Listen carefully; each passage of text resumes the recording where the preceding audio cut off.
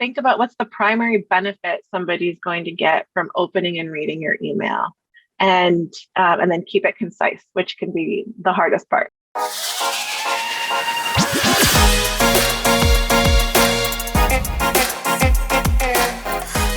Hello and welcome to episode 97 of the Smart Agents Podcast. My name is Michael Walter and I'll be your host. In today's episode, we're joined by Emily McGuire of AWeber to talk all about email marketing. In real estate, so much of your communication is done one-on-one, so crafting engaging email content can be tough. Throughout our conversation with Emily, she shares tips for not only creating the perfect email newsletter, but also strategies for adding new leads to your email list. We also touch on when and how often you should be sending out your content and the key stats to look out for when judging the success of a particular email. Now, before we get on to today's featured interview, make sure to subscribe to the Smart Agents Podcast. You can find the show on all major podcasting platforms such as Apple Podcasts, Google Podcasts, Spotify, and now Amazon Music. Also, if you or someone else on your team has an awesome story or tip to share with our community, send us a message at feedback@smartagents.com. We're always on the lookout for new stories to share. All right, let's get on to today's featured interview with Emily McGuire. Whether you're already producing email content or ready to get started, the tips Emily shares are surely going to help you find success. If you could, the way I like to start everything out is if you could just introduce yourself a little bit to us, who you are and where you're at. Yeah, hi, I'm Emily McGuire. I am the customer evangelist at AWeber, which is an email service provider that specializes in small businesses.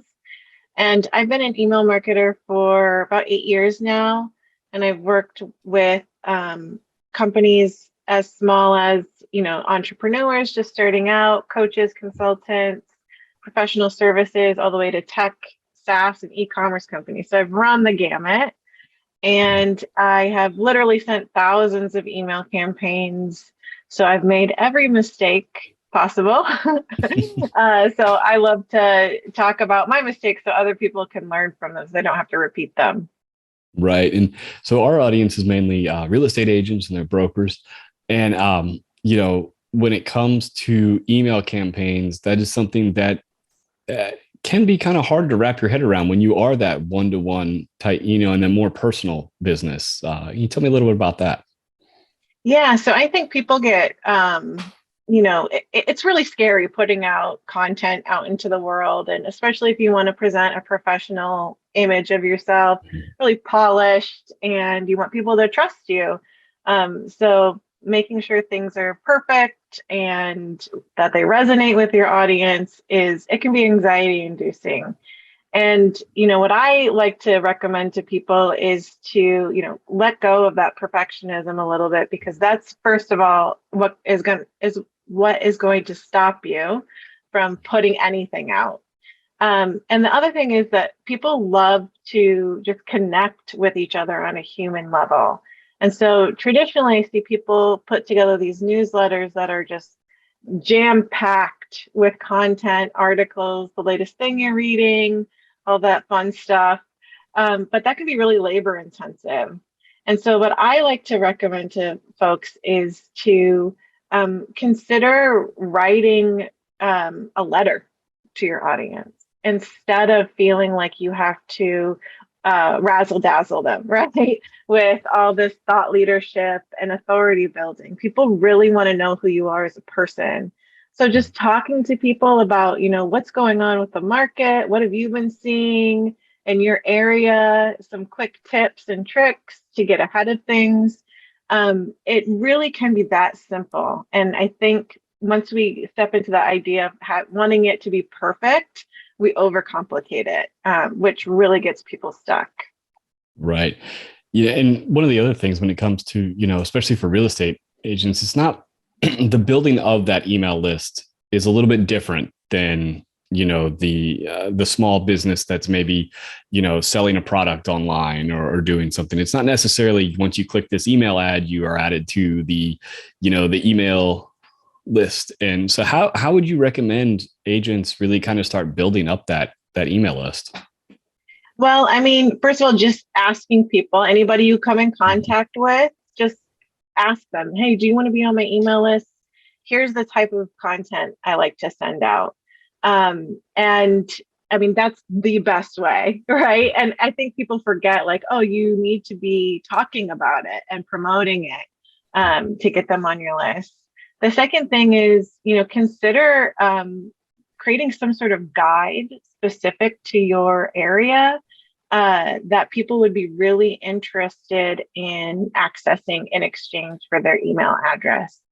You can do anything from, a moving checklist to, a local guide, especially if you have a lot of transplants coming into your area. Anything that you think your ideal client would find really useful and helpful. And it doesn't have to be overcomplicated. It can just be a couple page PDF that you can again, offer people for free in exchange for their email address. So those are two quick ways I see the most impact of building a high quality list, not just any email address, but the right email addresses. Right. I really like those ideas of the, kind of that local guide. So like, every year you could, and that's something you could update every year, like your top 10 restaurants of 2022 Exactly. or whatever. And, you put that out on social media and you're going to get a lot of clicks on that. Yeah. Or like the hottest neighborhoods, or maybe Mhm. even the most underrated neighborhoods. Right. Like what is some information you can give people that they're going to find really interesting? Right. Yeah, I like that idea. So, yeah, and you talked about the building the high quality lead, and so for real estate agents, those are people that are really kind of in that market, in their particular market, because that's the other thing when it comes to social media marketing. Sometimes is you want to really, for agents, is pinpointing those people that are in their market looking to buy and sell in that particular market. So how would you really target and start building up that high quality list for the agents, for people in their area? Yeah. So, if you're looking for leads in general, Facebook groups are a fantastic resource, especially as local guides.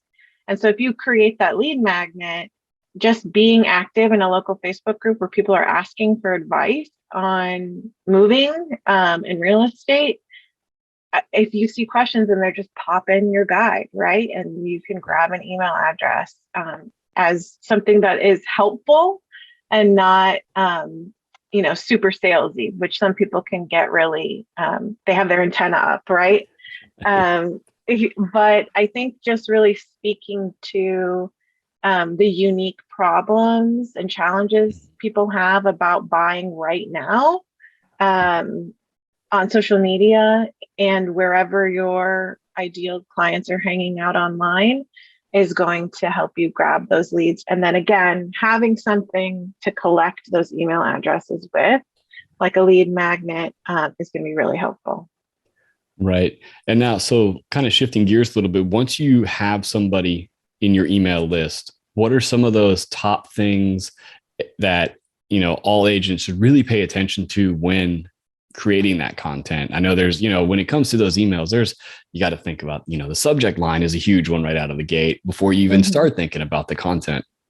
Yeah, exactly. And I mean, especially agents, you're your own personal brand. I think putting out right up front who you are and what makes you unique is really important, because again, people want to trust you, not only trust you but like you, right?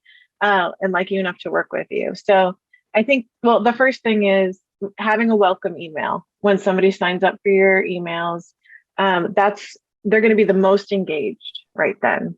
And so welcoming them to your list and having an introduction to who you are and again what makes you unique is going to be incredibly valuable. But when you're thinking about putting out emails regularly, again, think about what is it that people are struggling with right now? What kind of information are they looking for?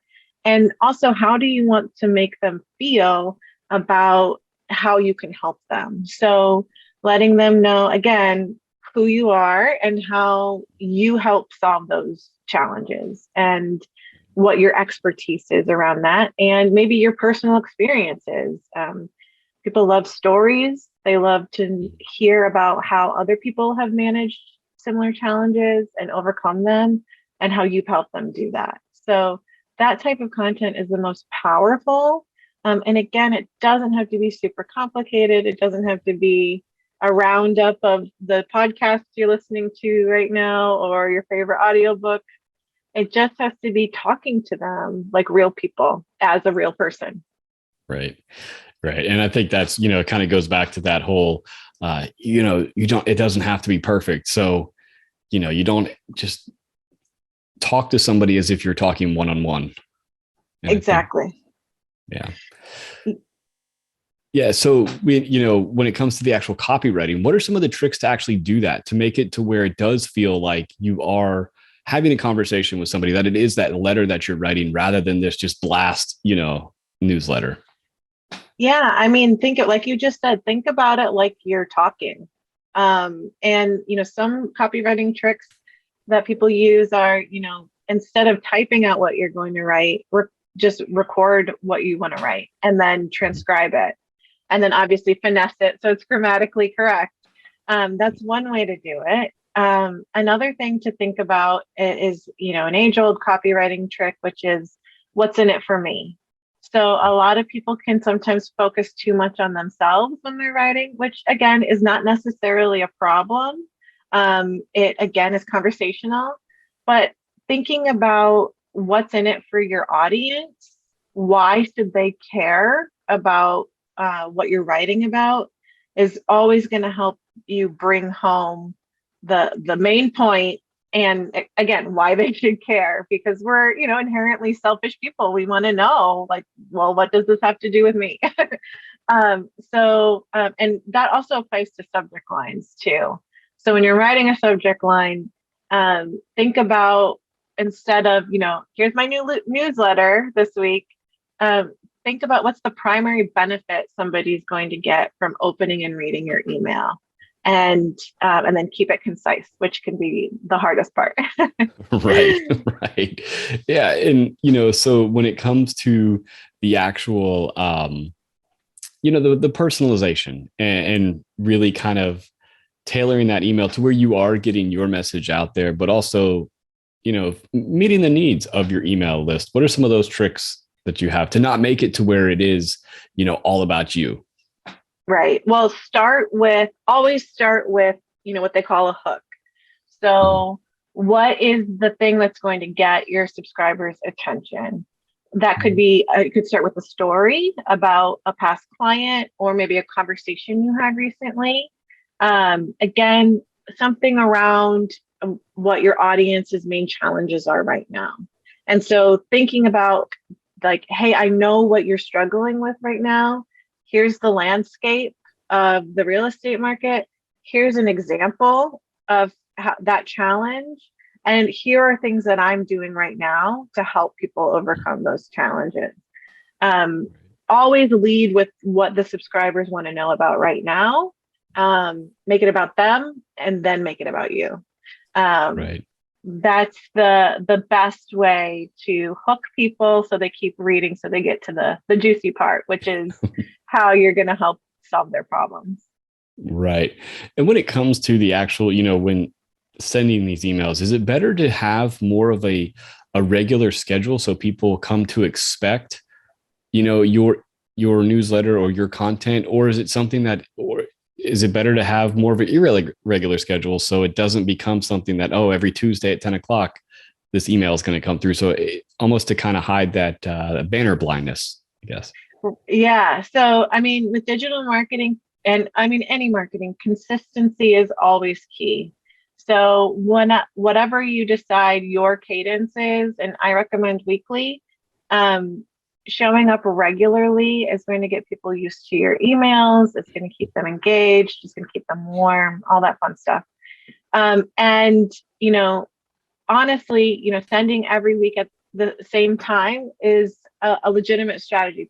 It can really help people plan ahead and get used to, okay, these are the days I write my emails. These are the days I get those out.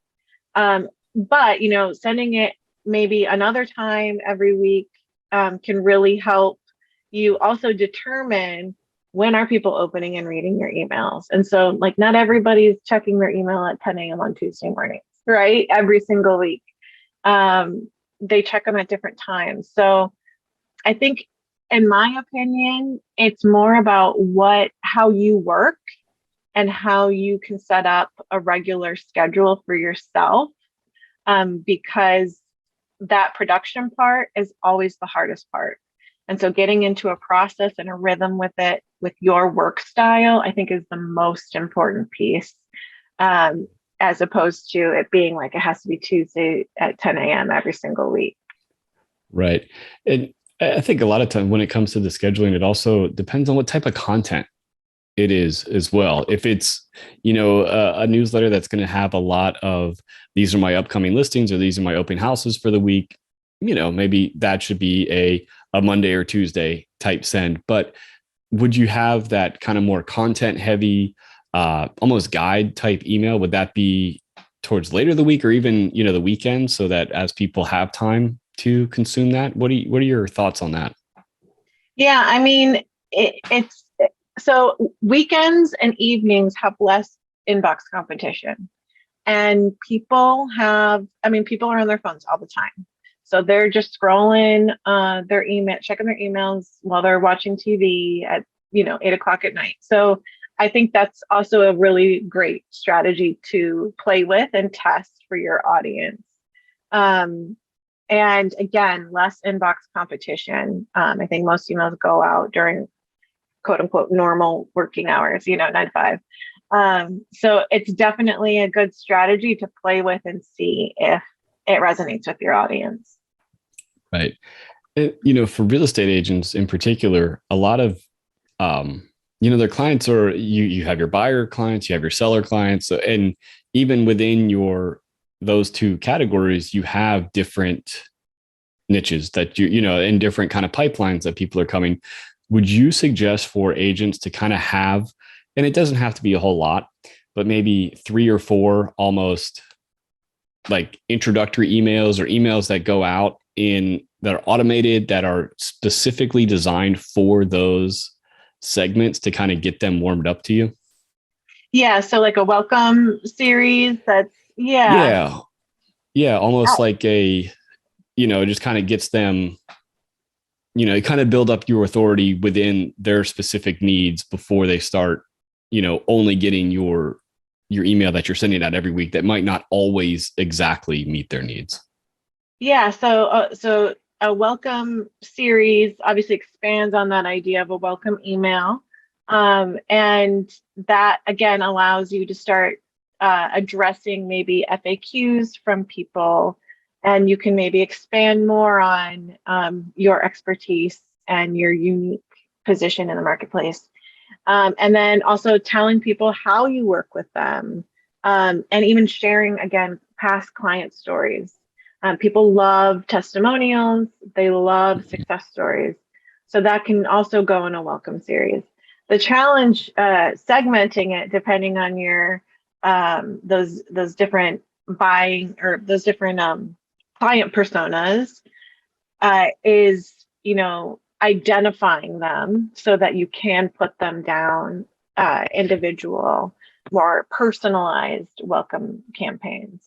And if you don't have that ability, you can always put in create one general welcome series and just say, for buyers, this is a helpful tip. For sellers, this is a helpful tip. For however else you break out your client personas, you can include those in a general series, just tailoring it to each individual market. Right. And even, depending on how, really involved your website is. If you have different blogs for those specific things, you could have links, specifically for your buyers or your sellers, and you could add those in any of those emails that come up. If you just written a new blog specifically for first time home buyers, when you throw that, when you have that newsletter go out, that's a good way to do it.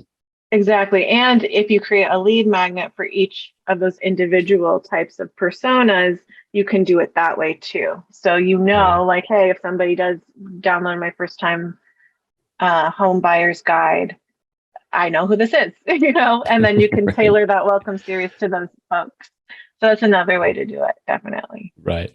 So we've touched on, the big one when getting people started on email marketing is that you got to let go of the everything has to be perfect. What are some of those other mistakes that you see, new small business owners making, or, that you have in your experience that are hurting people really even just kind of getting off the ground when it comes to email marketing?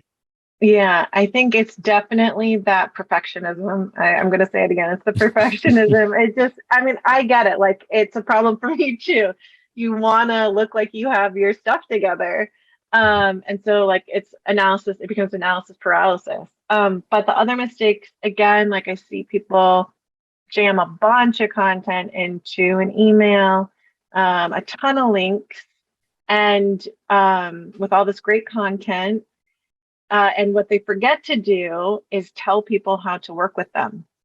And so that's a big mistake I see people make. So make sure in every email you send, you have information for people, like explicitly, hey, if you're ready to talk now, here's how, whether that's reply to this email or click this link to schedule a call, whatever that is. The other thing is people feel like they have to create brand new content every week. You don't. You can recycle old emails that you've put out. And so once you get a solid cluster of emails you sent out, if you are having a week where everything's going wrong and you just need to get something out, go back to an email from 3, 4, 5 months ago and brush it up a little bit and send it back out. Like a good open rate is about 20%. And that means 80% of your list never saw the email to begin with. So people think that just because they send it out once, that everybody read it and remembered it. Right. They don't. So I think just lightening your own load with sending out emails is going to help you be more consistent and obviously have more touch points with your leads and clients. Yeah, I think having that, creating that evergreen content every once in a while, not maybe think of that as, something that maybe at least once a month, that piece of content that I'm creating is something that can be used over and over again, so that as you start building that up, you do have those ones that you can pull from. I think that's always a really good content strategy, just in general. Exactly. Yeah, exactly. Yeah. And I mean, because it's a slog to create new content all the time, and it's mentally draining. And so, yeah, again, lightening your load as much as possible, doing it is going to help you, again, be more consistent and get your content in front of the right people. Right. And you touched on, the open rates and things like that. So what are some of those, key stats for people to really pay attention to? And what are some of the other ones that, because when it comes to email marketing, and when you look at all the different stats available, sometimes it can get a little frustrating, but you just have to understand what are the actual standards.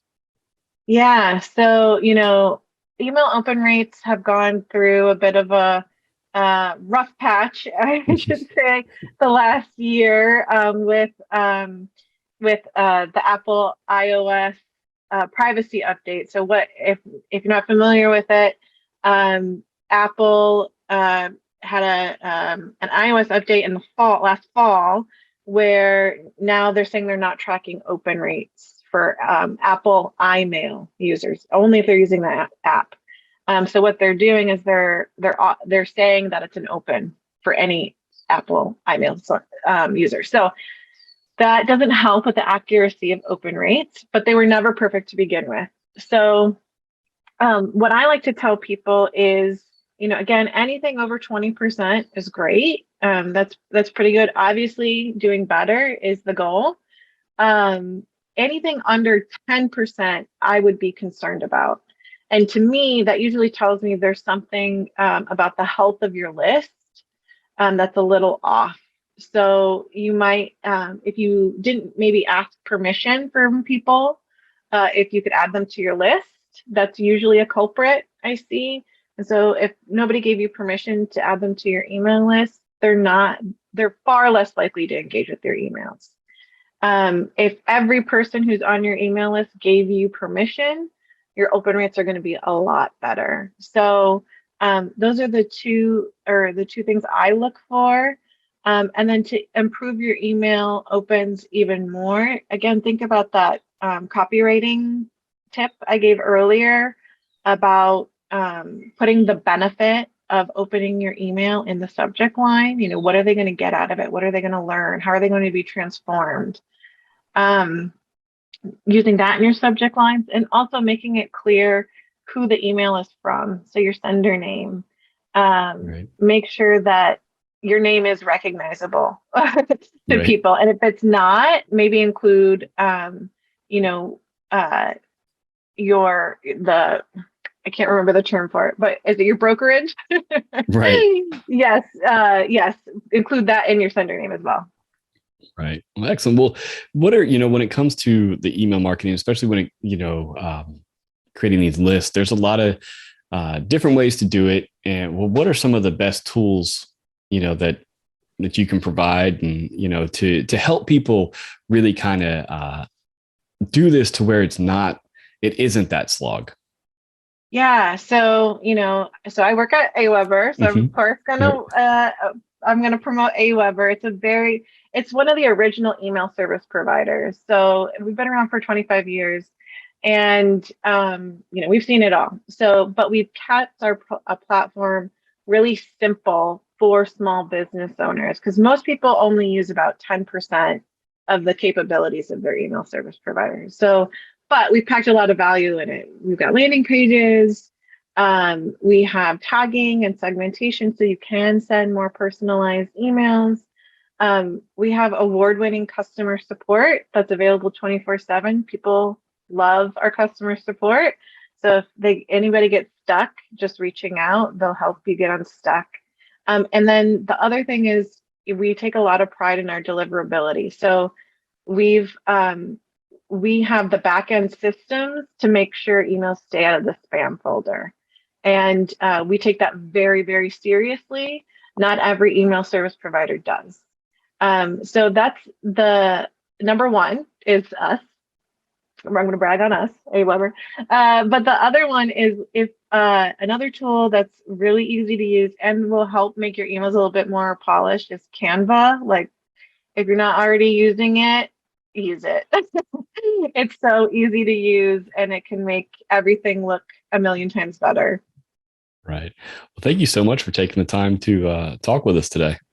Yeah, thank you for having me. It was a pleasure. I want to thank Emily for joining us today. She shared a ton of great information. I'll definitely be implementing a lot of it in our own email marketing campaigns. So once again, if you think you or someone else on your team has an awesome story or tip to share with our community, send us a message at feedback@smartagents.com. Well, that wraps things up for this episode, but remember, follow the show wherever you listen to podcasts and make sure to subscribe to the Smart Agents YouTube channel. Again, I'm Michael Walter, and we'll see you on the next episode.